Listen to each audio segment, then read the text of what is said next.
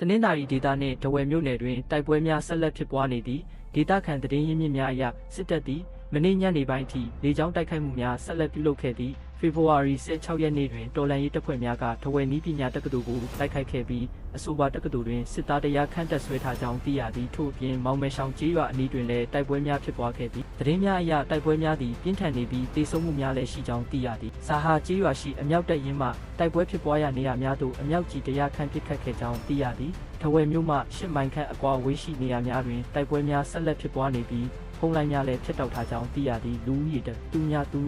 ခန့်အိုးအိမ်ဆွန့်ခွာထွက်ပြေးနေရပြီးရန်ကုန်ထားဝယ်လမ်းမကြီးအမှတ်8တွင်သွာလာမှုများလည်းရပ်နားထားကြောင်းသိရသည်ထို့ပြင်ပဲခူးတိုင်းဒေသကြီးနတ်တလင်းမြို့နယ်တွင်ဖေဖော်ဝါရီ17ရက်နှင့်12ရက်နေ့များတွင်ဖြစ်ပွားခဲ့သော2ရက်တာတိုက်ပွဲများအတွင်းစစ်သား20ဦးနှင့်တပ်ဖွဲ့ဝင်2ဦးသေဆုံးခဲ့ကြောင်းသတင်းရရှိပြီးရင်းတိုက်ပွဲများပြီးကျေးရွာအများပြားရှိနေအိမ်များနှင့်ဈေးဆိုင်များကိုမိရှုဖျက်ဆီးခဲ့ပြီးအိမ်30ကျော်မိလောင်ပျက်စီးခဲ့ကြောင်းသိရသည်